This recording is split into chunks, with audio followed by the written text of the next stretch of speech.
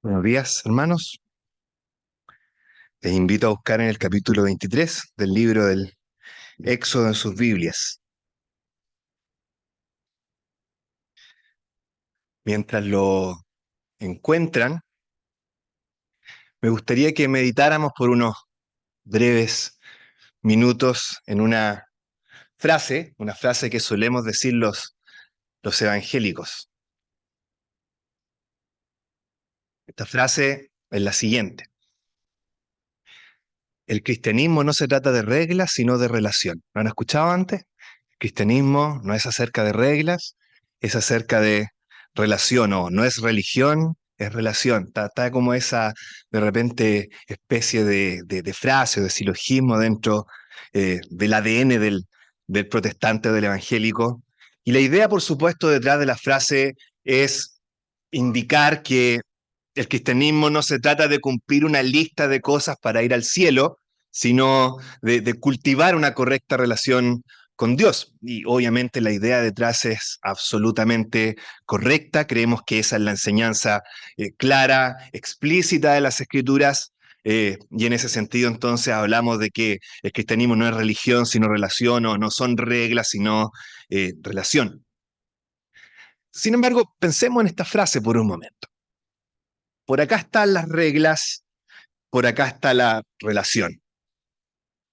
Pero ¿de dónde vienen estas reglas? Esa sería la pregunta, porque las reglas no están ahí de la nada, no están ahí volando y de repente bajan sobre nosotros eh, porque a alguien simplemente se les ocurrió escribirlas. Hay un lugar de donde provienen esas reglas, y entonces cuando pensamos un poco de dónde vendrán esas reglas, nos damos cuenta de que por lo general esas reglas derivan de, mira tú la coincidencia, relaciones.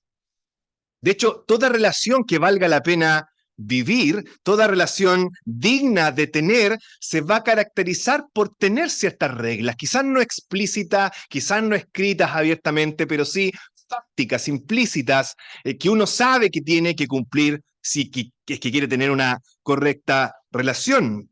Reglas implícitas o explícitas acerca de cómo se trata un matrimonio, o de cómo tú te relacionas con tus hijos, o de cómo tú funcionas en una relación de amistad con otra persona. Hay cosas que tú sabes que debes hacer, que no debes hacer, que no tienen que decírtelas muchas veces porque todos las conocemos si queremos tener, por supuesto, una buena relación. Hay ciertas cosas que vamos a tener que cumplir y otras que por un sentido común no va a ser necesario ni siquiera mencionarlas para saber que no tenemos que hacerlas. Entonces, pareciera que reglas y relación no son estrictamente anónimas entre sí, ¿no? No es como la vida o la muerte, no es como seco versus mojado. Al contrario, perfectamente pueden ir juntas, incluso en algunas ocasiones deberían ir juntas, reglas y relación.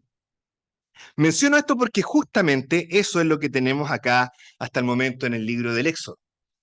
Estamos estudiando a lo largo del libro del Éxodo hace bastante tiempo, y el éxodo es precisamente esta mezcla que les acabo de mencionar. Por ponerlo en términos un poco más lúdicos, es como un papá que les dice a sus hijos: hijos, vamos a ir de viaje de vacaciones.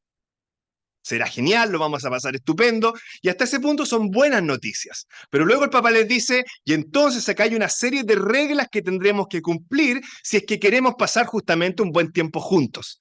No son reglas para arruinar la buena noticia, son reglas para asegurar la buena noticia, para que este viaje sea exitoso y no sea un caos. Van a haber ciertas cosas que tendremos que hacer y que no hacer, y entonces si la tenemos clara desde un principio, el viaje y las vacaciones serán bastante más disfrutables para todos. La misma idea es la que tenemos acá en el Éxodo. El pueblo ha sido liberado de la esclavitud.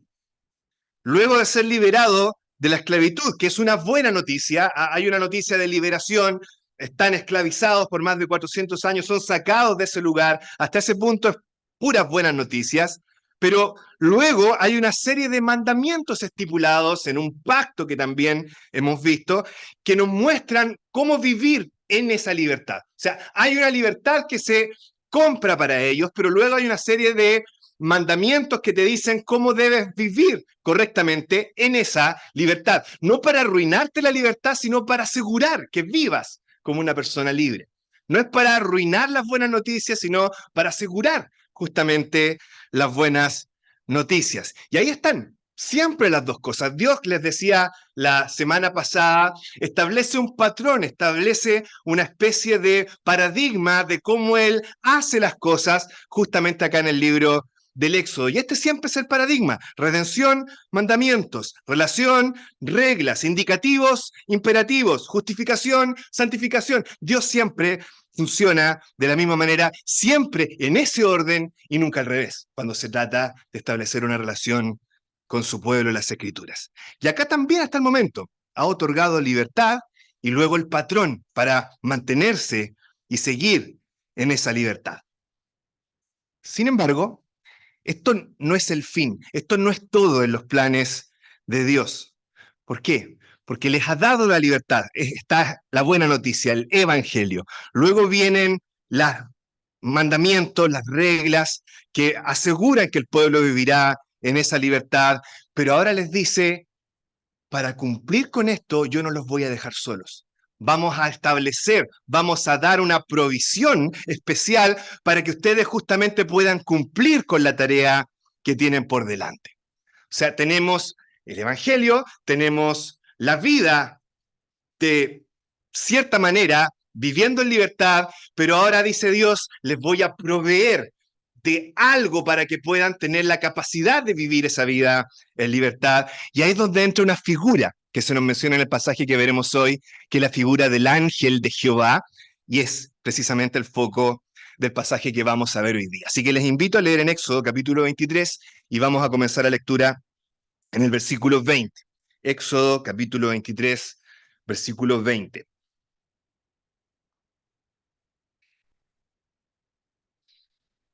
Dice así el versículo 20. He aquí yo envío mi ángel delante de ti para que te guarde en el camino y te introduzca en el lugar que yo he preparado.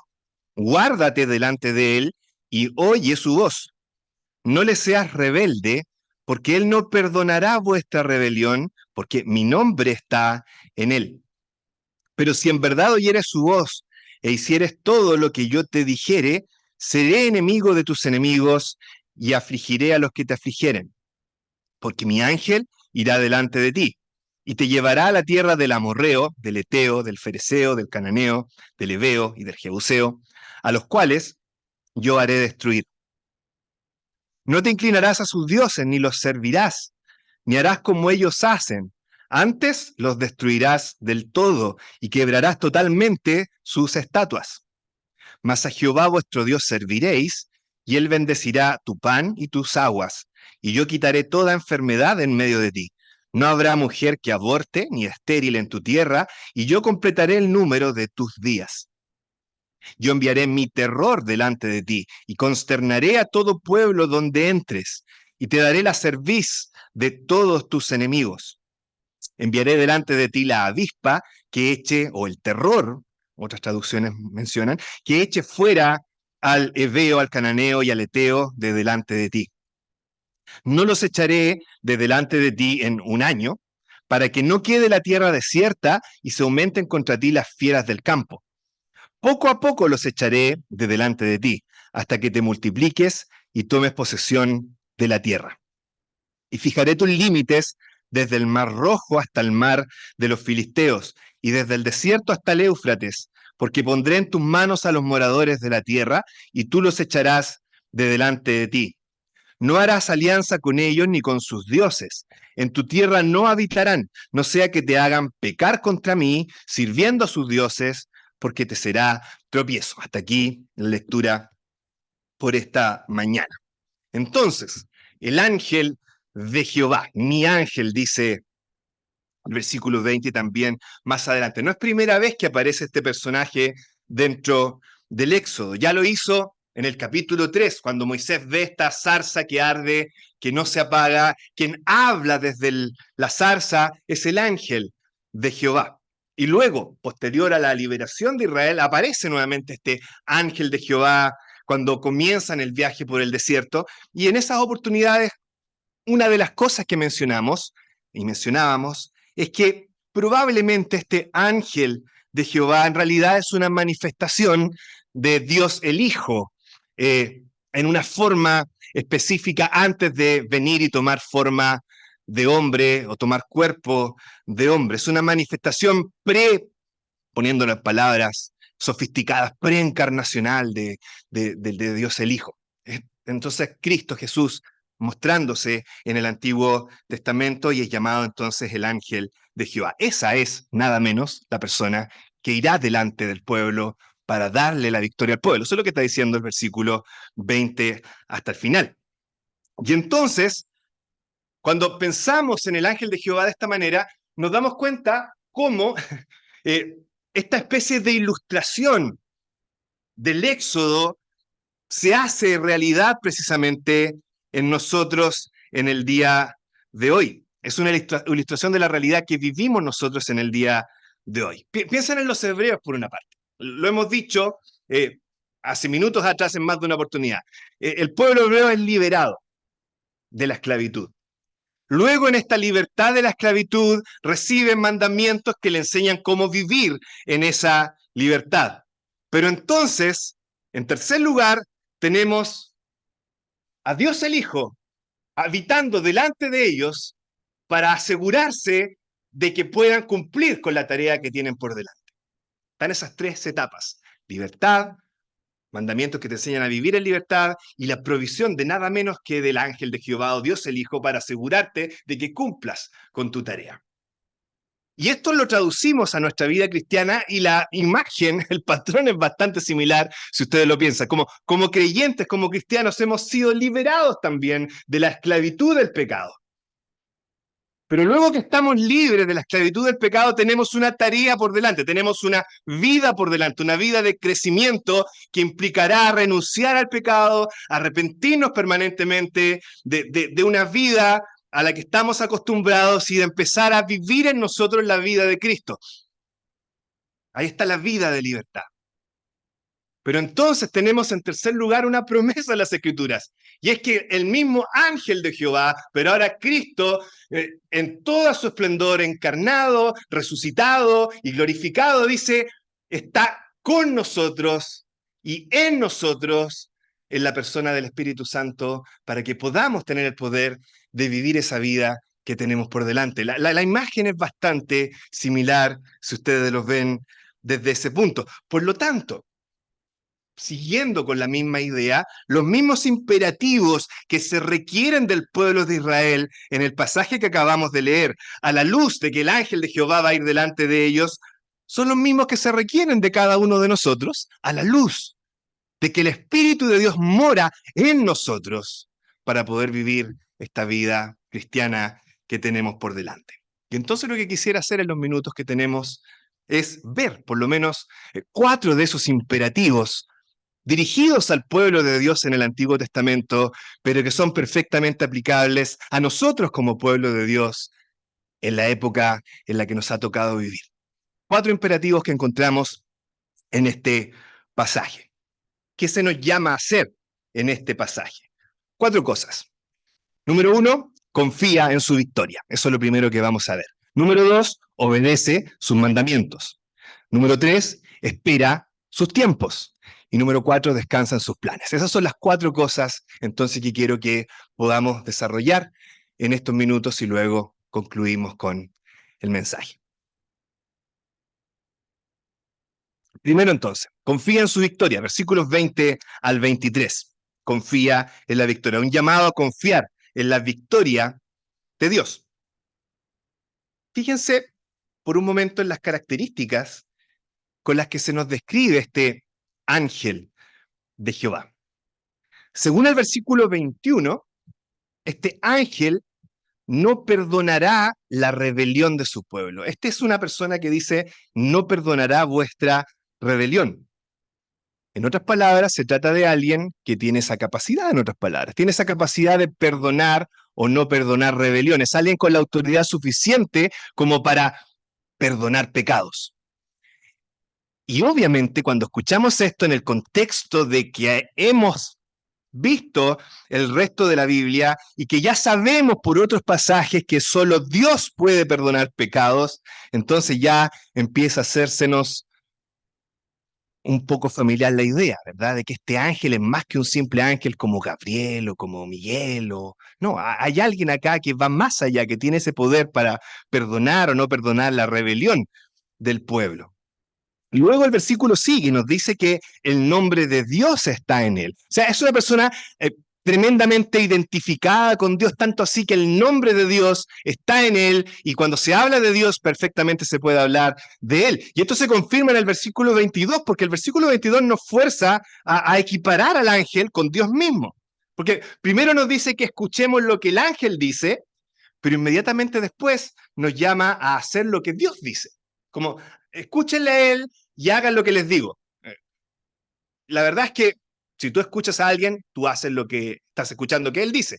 Y como que se juntan las dos personas una sola, y entonces nuevamente tenemos más pie para pensar que este ángel en realidad es Dios mismo habitando con su pueblo. Este ángel es Dios con nosotros, es Emanuel, por poner la frase de otro profeta. Pero no solamente es Dios con nosotros, sino que es Dios por nosotros. Porque luego 2 veces se repite esta idea de que este ángel irá delante del pueblo como su escudo, como su estandarte, va a avanzar y lo primero que verá el enemigo no serán los carros de Israel o las espadas de Israel o las lanzas, va a ser, dice, el terror de Dios. El ángel, Dios mismo, irá adelante avanzando y dando la victoria a su pueblo. ¿El pueblo qué tiene que hacer? Simplemente oír la voz y confiar en la victoria de Dios. Ese es el llamado que se le hace a ellos. Ustedes confíen, yo voy a hacer el trabajo duro de dar la victoria. Ese es el primer imperativo que se nos da acá. Yo creo que la mayoría de nosotros ha escuchado esta frase, o no ha escuchado, pero la ha visto de repente en una micro o en un camión antiguo, ahí escrita detrás, que dice, Dios es mi copiloto. Yo creo que todos lo hemos visto, ¿no es cierto? Dios es mi copiloto y la idea entonces es que Dios va conmigo todo el tiempo. Es una frase que busca sonar bastante piadosa y quizás sea piadosa, pero no es nada de bíblica. Ese es el problema. Suena muy piadosa, pero no tiene absolutamente nada de bíblica. Está completamente alejada de la perspectiva cristiana, porque la perspectiva cristiana, Dios no es nuestro copiloto. No es el que te va poniendo la música y conversando al lado para que tú no te quedes dormido en el camino. No es la persona que está ahí a tu lado mirando cómo tú tomas en el volante las grandes decisiones importantes en tu vida. Ese no es el rol de Dios, bíblicamente hablando. Y a veces tenemos esa imagen de Dios, ¿verdad? Incluso hay himnos que nos muestran a Dios de esa manera. No sé si le ha resonado un poco raro alguna vez este himno que habla de cómo llaman, un huésped muy hermoso con su rostro lleno de rocío, que está entumido de frío esperando afuera porque tú no le dejas entrar en su corazón. Ese no es el Cristo de la Biblia. Ese no es el Dios de las Escrituras. Esa no es la perspectiva lastimosa eh, de Dios y de Cristo que la Biblia nos entrega. Cristo no es nuestro copiloto. Él es quien maneja el buque. Nosotros podríamos quizás en cierta medida en nuestras propias vidas pretender ir al lado y ser el copiloto de Dios, pero Él, Dios, Cristo, es el que maneja nuestras vidas bíblicamente hablando. Él es el que toma las decisiones importantes en nuestras vidas y las que quizás tú no consideres tan importantes, adivina quién las toma también.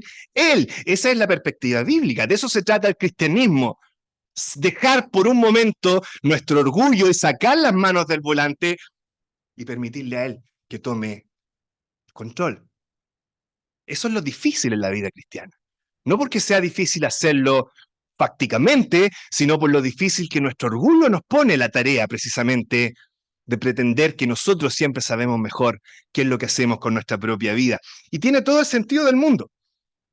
Después de todo, ¿quién es más confiable cuando se trata de tomar decisiones importantes? En nuestra propia vida, pongámoslo muy cercano, en nuestra propia vida. ¿Quién es más confiable? ¿Dios o tú? ¿Yo? ¿Tú? Pensemos por un momento, ¿qué pedigrí tenemos nosotros? ¿Qué títulos, qué grados tenemos nosotros? Probablemente la persona que más se ha equivocado, que más te ha fallado, que más errores ha cometido, que más, que más problemas te ha metido al momento de tomar decisiones importantes y no tan importantes en tu vida, ha sido tú mismo, tú misma. Y aún así sigues confiando en ti. No tiene sentido, ¿verdad? Cualquier otro tipo de relación donde tú ves a alguien que no funciona, que no cumple, que no te permite avanzar, lo que tú haces es simplemente buscar a alguien más, ¿verdad? Curiosamente, en nuestra propia vida, nadie nos ha fallado más que nosotros mismos y seguimos confiando en nosotros mismos. No tiene mucho sentido y aún así lo hacemos. Y sin embargo, acá tenemos a alguien que está mucho más capacitado que nosotros mismos para guiar nuestras vidas, que nos conoce mucho mejor de lo que nosotros nos conocemos a nosotros mismos, que nos ama mucho más de lo que nosotros nos amamos a nosotros mismos y que sabe mucho mejor cómo es todo lo que va a pasar más adelante que nosotros mismos. ¿Quién es más confiable? Obviamente. ¿Quién está más capacitado para tomar las riendas de nuestra vida? ¿Quién está más capacitado para tomar el volante de ese auto, camión o buque al que llamemos nuestra vida? Claramente no somos nosotros. Dios no es nuestro copiloto. Él es el comandante. Él es el que lleva las riendas. Él es el que lleva las manos en el volante y el que toma las decisiones, si es que queremos tomar buenas decisiones. Ese es nuestro Dios. Confía en su victoria. Ese es el primer imperativo que nos entrega este pasaje. Vamos al segundo. Confía en su victoria. Ahí está. Es lo primero que tenemos que tener presente en nuestra vida cristiana. Luego, les decía yo, obedece sus mandamientos. Eso es lo segundo. Vamos a los versículos 24 al 26. Confía en su victoria, obedece ahora sus mandamientos.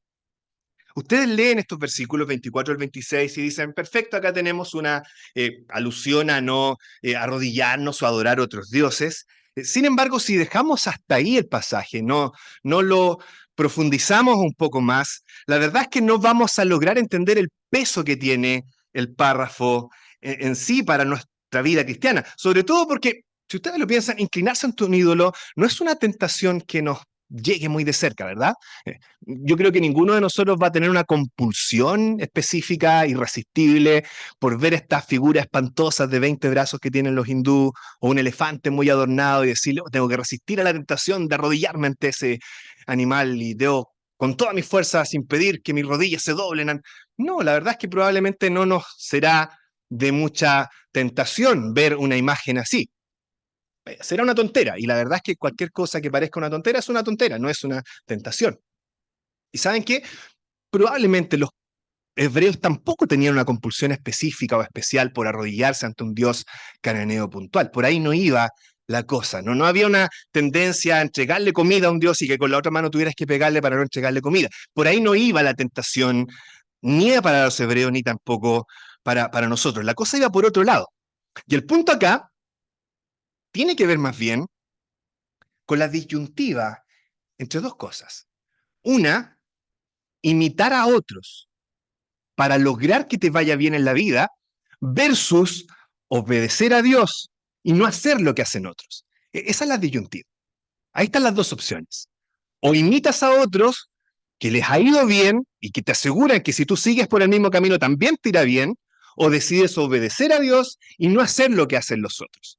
Esa es la disyuntiva que tenemos en este pasaje. Por eso el versículo 24 dice, no harás como ellos hacen. Ahí está la clave, no harás como ellos hacen, y por eso luego en los versículos 25 y 26 se nos habla de cómo Dios iba a bendecir la tierra si le obedecen a Él. Eso es lo que está en juego, ¿verdad? ¿A quién obedezco? ¿Sigo estos ejemplos que me, entre comillas, aseguran que me va a ir bien, o decido obedecer a Dios, que no me da muchos precedentes en esta tierra, y no hacer lo que hacen los demás? Resulta que había cosas que los cananeos hacían en su agricultura, en su subsistencia diaria, que parecían lo más normal del mundo y que les había dado resultado, había funcionado, habían logrado hacer fructificar la tierra había dado su fruto y prosperaban y se enriquecían, y entonces el impulso natural del hebreo que venía llegando iba a ser hacer lo mismo que hacen ellos, ¿verdad? Si a ellos les resultó y con esto prosperaron y se enriquecieron, entonces nosotros haremos lo mismo y con esto mismo también prosperaremos y nos enriqueceremos. No tan rápido, dice Dios. No tan rápido. Antes de decidirse a copiar todo lo que ven a su alrededor, todo lo que tengas que hacer en esta tierra tiene que pasar por el filtro de mis mandamientos. Y si parece ir en contra, aunque sea en lo más mínimo, no lo hagas. Aun cuando a lo mejor habrá cosas que no tienen mucho sentido para ti, habrá cosas que por fidelidad a mí, tú dirás, pero ¿por qué? ¿Por qué no puedo hacer? Por fidelidad a mí vas a tener que dejar de hacerlas. Esa es la clave de interpretación de este pasaje. Y esa es la verdadera tentación, si ustedes lo piensan, a la que realmente nos vemos enfrentados hoy día. No estamos aquí hablando de si te vas a arrodillar o no ante la Virgencita del Carmen o vas a tomar alguna estatua y te vas a arrodillar delante de ella, que a veces tendemos a pensar, ¿no es cierto? Habían ídolos acá, traduzcamos nuestros propios ídolos. No va por ahí la cosa. Va por un tema de qué hacer y de la obediencia y a quién seguir. No se trata de ir a ofrecer comida a un altar, pero sí resistirnos a cosas que parecen normales, que todo el mundo las hace, cosas que todo el mundo hace para poder triunfar en sus negocios, que parece de lo más normal, que todo el mundo hace para poder avanzar en el organigrama de tu empresa, que parecen de lo más normal, que todo el mundo hace para sobrevivir en el mundo académico, que parecen de lo más normal. Y tú te ves tentado a funcionar de la misma manera para poder escalar y funcionar y lograr avanzar, que son obvias para todo el mundo que hay que hacer, pero que de repente empiezas a analizarlas bien y están completamente en contra de los principios que Dios coloca en su palabra. Y entonces, ¿qué hago? ¿Sigo lo que todo el mundo hace o me rijo por lo que Dios me manda a hacer? Eso es lo difícil en la vida cristiana. Eso es lo complejo, y es complejo porque es increíble las maneras en las que el pecado se las arregla para verse como lo más natural y normal del mundo, y a la vez cómo arregla las cosas para que lo justo, lo recto, se vea como algo fuera de lugar, como algo extraño, como algo ajeno. Es increíble. No nos da el tiempo para ponernos específicos, pero cada uno de nosotros puede analizar en su vida secular durante el resto de la semana cómo esas situaciones sí se dan. Y ahí está lo difícil justamente de la vida cristiana, porque el Señor te dice, tú vas a ser diferente, pero es difícil ser diferente. Y sin embargo, ese es el llamado. De eso se trata, ser sal y ser luz en el mundo. Obedece sus mandamientos. Ese es el segundo imperativo que nos entrega este pasaje. Vamos al tercero, versículos 27 al 30. Confía en su victoria, obedece sus mandamientos, espera en sus tiempos. Esa es la tercera idea, el tercer imperativo, el tercer mandato. Estos versículos nos están describiendo cómo Dios iba a avanzar y cómo Dios iba a lograr la victoria sobre el territorio de los enemigos de su pueblo. Y quizás lo que más llama la atención acá en este párrafo es la forma en que Dios hace su trabajo y lo distinta que es esta forma en la que Dios hace su trabajo con respecto a cómo nosotros haríamos justamente ese mismo trabajo. Imagínense ustedes que les pidieran a ustedes o a mí diseñar un modelo, una carta Gantt de la conquista de Canaán. ¿Qué incluiríamos? Tienes todos los recursos de Dios a tu disposición. Hazme un esquema de cómo vas a conquistar Canaán. Bueno, lo más probable es que nosotros nos imaginaríamos algo bastante similar a las 10 plagas, ¿verdad? De hecho, haríamos un ranking. ¿Cuáles son las peores plagas de las 10 plagas? Esas vamos a elegir para asegurarnos de destruir a los cananeos. Quizás si arreglamos y hacemos unas y se nos ocurren unas peores todavía, metamos esas también. Fuego y azufre como en Sodoma podríamos meterle. Y lo más importante quizás para nosotros, que sea rápido, instantáneo, que se mueran todos al tiro. Ojalá en 2-3 minutos que la tierra quede limpiecita, cosa que ahora sea entrar, llegar y llevar. Probablemente esa sería nuestra idea de triunfo y de conquista para después entonces tomar posesión de la tierra. Y probablemente era lo que el pueblo hebreo esperaría también. Pero no es como Dios les dice que va. Fíjense en estos versículos. El Señor actúa de una forma distinta, va avanzando de otra forma, con otra mecánica, y no es al azar. es con un propósito, y siempre ese propósito busca maximizar su gloria y también nuestro bien. Y en el caso de los hebreos, esta aparente lentitud en la victoria que Dios les iba a otorgar era para el bien justamente de ellos. Eso es lo que dice explícitamente el versículo 29. ¿Qué dice el versículo 29? No iba a ser de un viaje, dice, para que no quede la tierra desierta y se aumenten contra ti las fieras del campo. Fíjese el nivel de cuidado que hay en este plan de conquista. O sea, si yo destruyo todo, probablemente la tierra se va a volver salvaje, lo suficientemente salvaje y peligrosa para que tú no puedas prosperar en la tierra, y entonces lo haremos poco a poco. Eso es lo que está diciendo Dios en el versículo 29. Y no pasa también en nuestra vida que muchas veces, si a nosotros nos decidieran, nos hicieran decidir cómo vivir o cómo Dios tendría que diseñar estas obras, buenas obras que de antemano Él preparó para nosotros, muchas veces lo haría de manera completamente distinta como Dios lo ha hecho en nuestras vidas. No, no es primera, ni segunda, ni tercera, donde de repente tenemos que hablar con Dios y decirle, ¿por qué así? ¿Por qué de esta manera? ¿Por qué todavía no esto? ¿Por qué ahora esto otro? ¿Por qué se juntan tantas cosas malas en un solo momento? Dios, ¿por qué ya es difícil y lo colocas aún más difícil?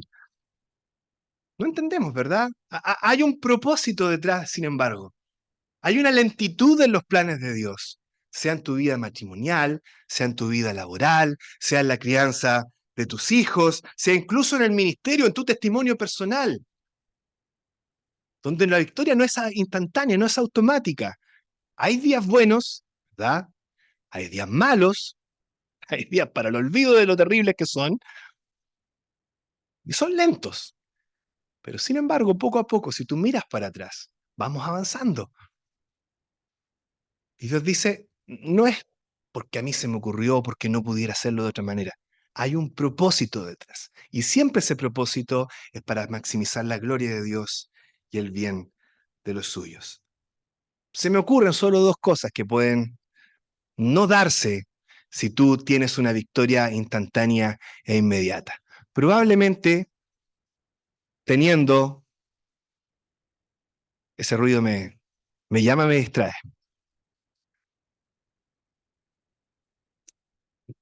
Sigamos. ¿En qué estábamos?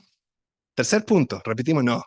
Estábamos hablando de los tiempos de Dios. Estamos hablando de cómo la lentitud muchas veces que Dios tiene te enseña ciertas cosas que no aprenderíamos si tuviéramos todo en nuestras manos de buenas a primeras. Y quizá una de las cosas que cambia nuestra vida cuando esto es más lento tiene que ver con cómo aprendemos a depender más de la gracia de Dios. Cómo logramos cultivar humildad en nuestras vidas muchas veces. ¿Se han fijado que estas vidas llenas de victoria en victoria, de repente está esta idea dentro del pueblo evangélico, ¿verdad? Sobre todo nuestros hermanos pentecostales, victoria en Cristo, victoria tras victoria. Y tú ves personas que son muy impetuosas, muy buenas para... y de repente hay una falta de dependencia no sé, de humildad, de quebrantamiento en el corazón que tú ves en una persona que ha tenido que sufrir y experimentar y ser paciente con los tiempos de Dios que no ves en estas otras personas. Y es una característica que es mucho más parecida al carácter de Cristo, que esta vida impetuosa, soberbia, petulante, yo decreto, yo declaro, que muchas veces tendríamos si todo fuera victoria tras victoria tras victoria. Muchas veces que Dios diga, no, nos enseña a ser dependientes de Dios, nos enseña a ser más humildes, nos enseña a tener un corazón quebrantado, dócil a los tiempos de Dios, que sabe que Él no es el Señor y que el Señor realmente es quien manda. Y eso no lo aprenderíamos de otra manera, porque nuestro corazón tiende a ser así, nuestro corazón tiende a ser soberbio, nuestro corazón tiende a ser petulante, exigente e impaciente. Por eso Dios actúa como actúa. Y lo segundo que tendemos, obviamente, a olvidar es que nuestro carácter es moldeado, modificado a través de esta espera, de esta paciencia que muchas veces debemos tener con los tiempos de Dios. Entonces, esperan sus tiempos. Eso es lo tercero que se nos muestra en este pasaje. Ese es el tercer imperativo. Vamos al último.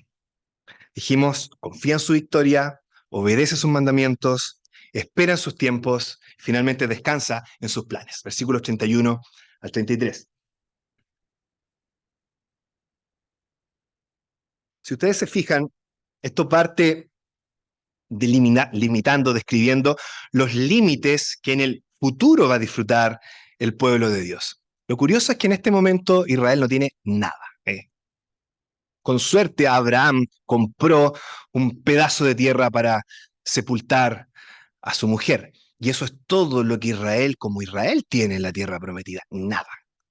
Y sin embargo acá se está hablando de límites, desde acá hasta acá, desde acá hasta acá, todo el territorio que se describe con Israel sin tener una hectárea de tierra que les pertenezca, y por lo tanto quizás pudiera parecer bastante inalcanzable esto que se está describiendo en los últimos versículos. ¿Y no les parece que muchas veces también lo que Dios describe que será parte de la posesión de sus hijos, la herencia de los suyos, los mansos recibirán la tierra por heredad, lecturas acerca de lo que será el futuro, también no suenan tan lejanas, etéreas, inalcanzables, cuando nos damos cuenta que en el presente tampoco no tenemos ni una hectárea de eso? Muy similar nuestra situación cuando vemos nuestro presente y luego vemos nuestro futuro. Pero noten además que el párrafo agrega un llamado a no mezclarse con cosas que lleven a los hebreos a pecar en contra de Dios. Y ambas están muy relacionadas entre sí. Si ustedes lo piensan, esta actitud muy nuestra y de repente muy real de ver el futuro como algo lejano y alcanzable, se nos hace tan lejano y tan inalcanzable que finalmente decimos, bueno, ¿para qué preocuparnos de esto si ahora estamos en el aquí y el ahora?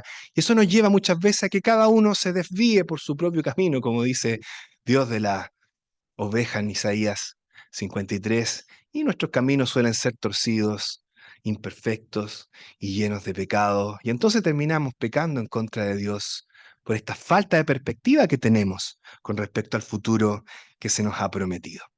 Y ahí es cuando se hace necesario entonces, hermanos, no solamente saber de estos planes de Dios, sino descansar en ellos. No verlos como un futuro inalcanzable que se nos describe, pero que en realidad nunca pareciera que lo fuéramos a tener, sino como la base que sostiene lo que hacemos ahora. A eso me refiero con descansar en los planes. No se trata de saber acerca de los planes, sin que esto afecte nuestra hora, sino de descansar en ellos como nuestro fundamento, cosa que todo lo que hagamos en el presente afecte también cómo avanzamos hacia el futuro. Descansar en los planes. Y es parte precisamente de lo que las Escrituras nos muestran. Por algo se nos habla en el Nuevo Testamento acerca del Espíritu Santo como un anticipo de lo que será el futuro. Dios pretende que el plan futuro no sea algo lejano e inalcanzable, de que no tiene ni una relación con nuestro presente ahora, sino algo que precisamente afecte nuestro presente. Hay anticipos en el presente que deben llevarnos a descansar en estos planes y que todo lo que hagamos tenga a la vista también ese futuro. Piensen en un ejemplo muy, muy nuestro. No creo que sea nuestro en sentido real, pero tiene que ver con plata, así que es nuestro. Piensen ustedes que reciben una noticia un día de que aquí a 3 años más, una herencia increíble se va a dar y aún con todos los descuentos que le haga el gobierno, van a tener una cantidad de plata que los va a jubilar por el resto de sus vidas y para vivir perfectamente bien. Hay dos opciones, son 3 años. ¿Qué hago en estos 3 años? Una opción es verlo como algo lejano e inalcanzable, probablemente, ya, perfecto, qué sé yo, y tú sigues haciendo lo mismo de siempre actualmente, gastando tu plata como siempre la gastas, teniendo decisiones como siempre las tienes. Ahí tú sabes acerca de los planes futuros, pero no descansas en ellos.